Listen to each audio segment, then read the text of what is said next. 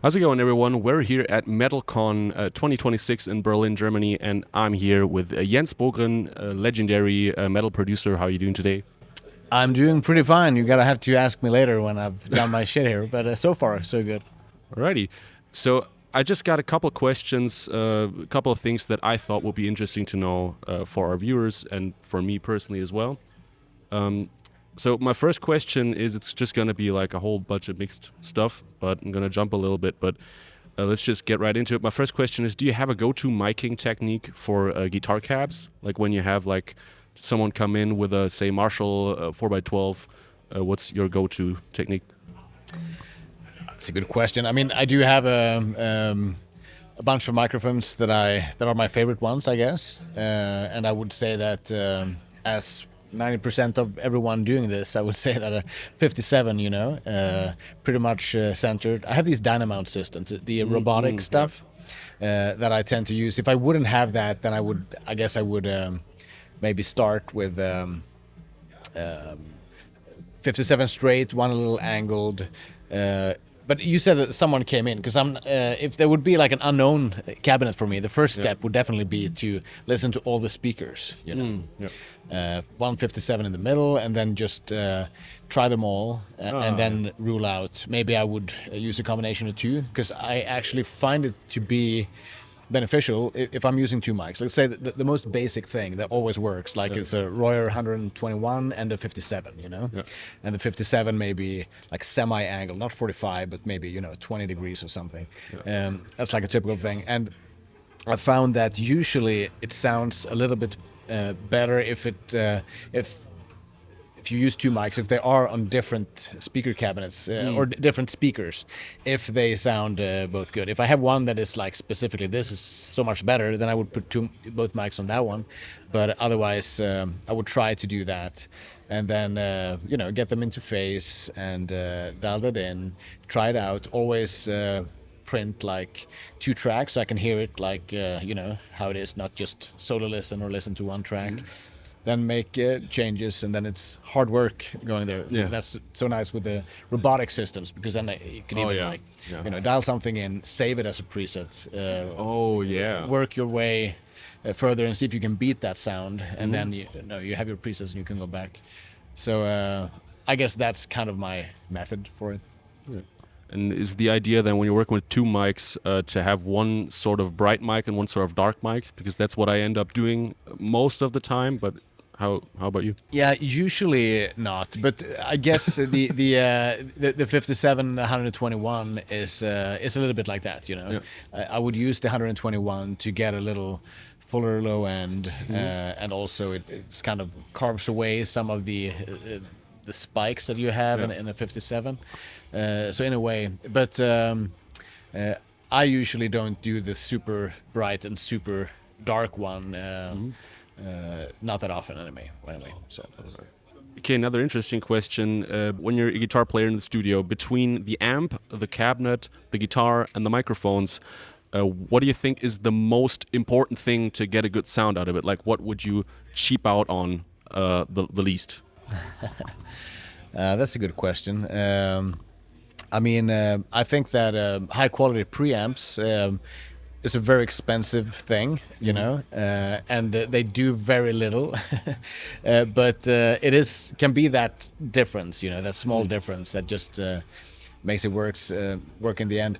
I guess I've always been lucky. I've been working with high-end gear, for everything. So it's a little bit hard to say, but like if you have high enough standard on everything, then you're gonna get a good result, and these days that's definitely the case. But back in the day, maybe the converters would be a bigger thing. These days I guess most converters sound pretty good. So the preamp, like some sort of Neve style 73 thing, it sounds so good. Or also on the other end of the spectrum, like a Massenburg preamp that not many people use, but that are actually fantastic, super clean sounding preamps, but actually sounds really good on guitar. So maybe that, or the guitar player. I wouldn't cheap on the guitar player. Well, yeah, that's true. something that I was wondering, especially when it comes to you, because I know you're kind of known for going the extra mile to make sure that the client is happy and that it's like, I feel like from what I've heard, you make sure to respect their creative vision of something. And I've personally had the experience with a lot of producers I've worked with that it's kind of, no, but this is the way it's correct, which wasn't the way I wanted to do it. How do you think, as a producer, how should you handle that? Like, should the producer be like, should the client trust the producer creatively, or should the producer cater to the client? I mean, that really depends on the situation, right? I think that at the end of the day, you want to make your clients happy. You're not making your album; you're making their album, right? Yeah. And if you ever want to have recurring clients and they come back to you, then you gotta find a way, you know.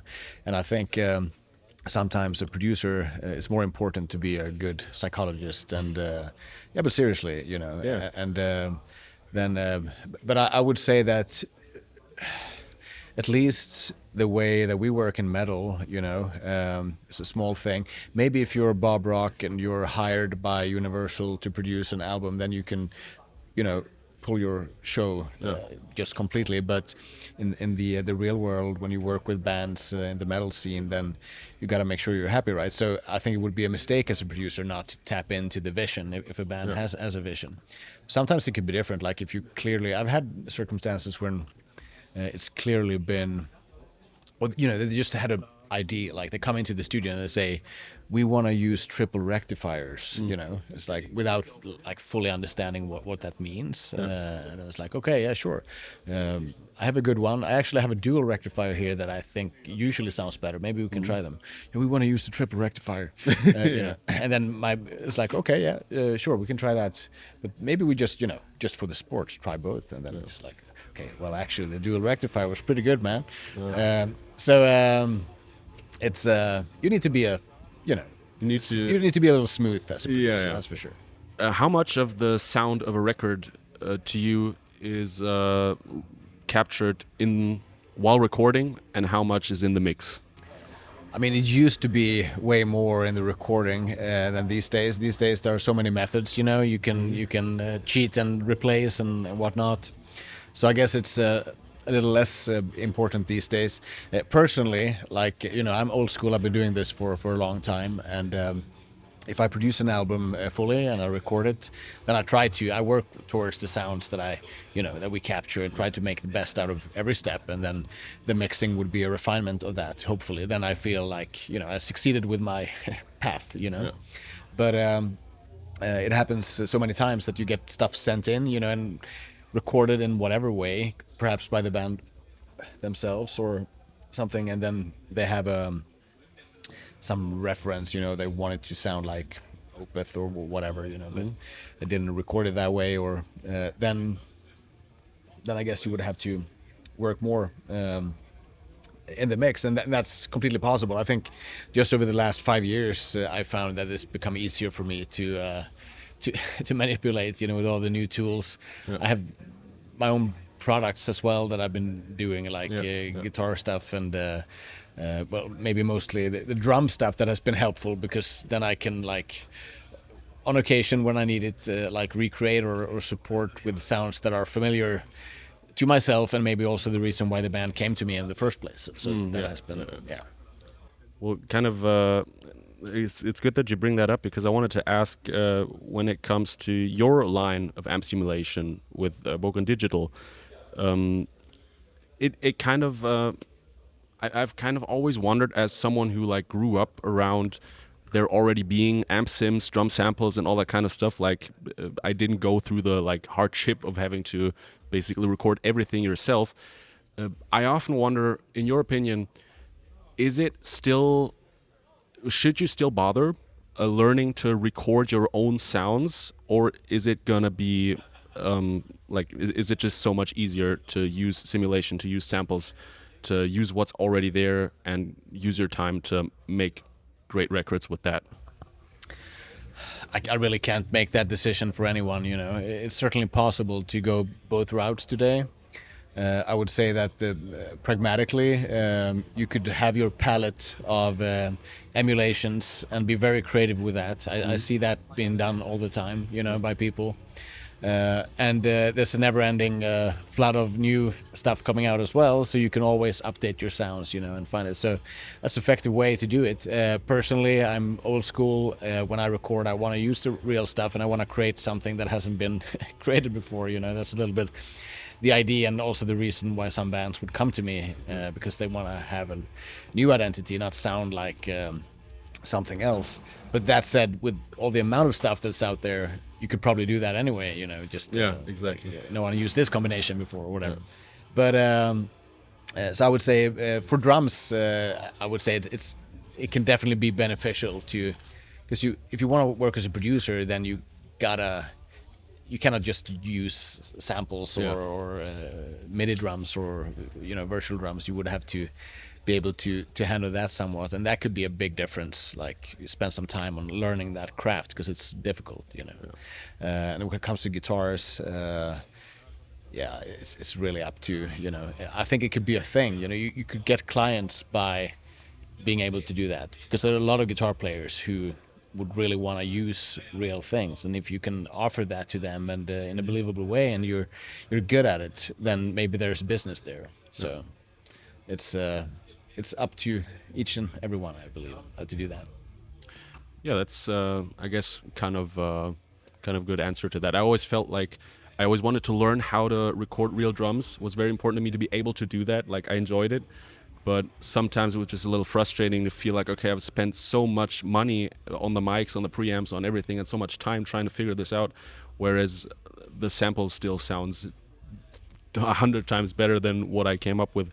But connected to that, I was wondering if you're talking to someone who's just starting out with audio engineering, just like, let's say they have their own little home studio, what would you say is the first thing they should like drop money on when it comes to like building a little studio?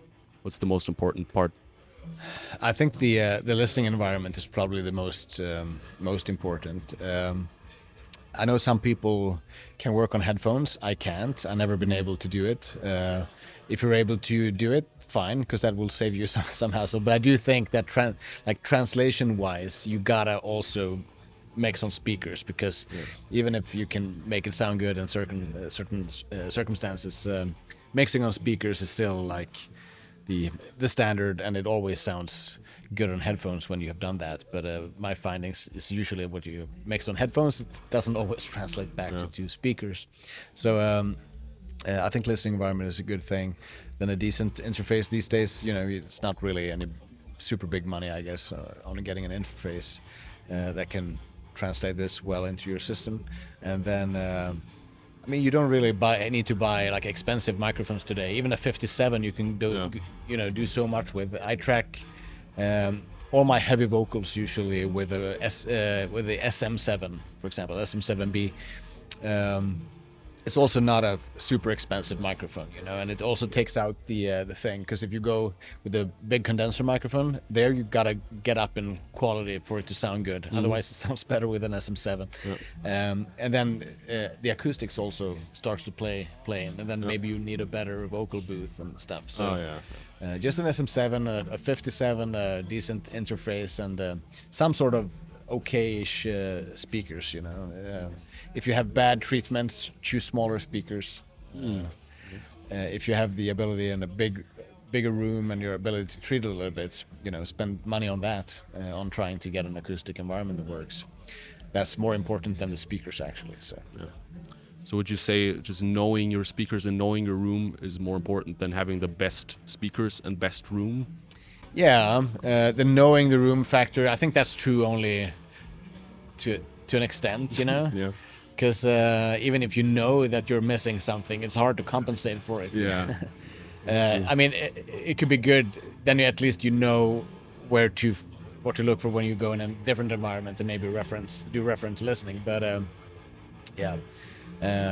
but these days it's also, you know, systems like room correction and whatnot that wasn't available back in the day. That's it's not a perfect system, but it can can save the day sometimes. So yeah, just playing around with placing speakers can be worth more than 10,000 euros in treatment sometimes. Just actually having the speakers in this part of the room made it sound way better. So. Okay, very last question. If you had to pick, what is your favorite record you've personally done, and what was the most challenging one? Oh. That's probably a tough question. Dropping that question. Well, it's the favorite one. I mean, in which regard? There is 25 years. Let's say the one you're the most proud of, you're the most happy with as a producer. Yeah, which is also a difficult one because there are different aspects. It could be like the outcome; it was really good. It could also be about what it was when we started and how it ended up. It's like the development of it. So it is a different one. But I don't know. It's a long time ago, so I don't remember any of the boring stuff. So I could maybe say one of the Opeth albums that I did.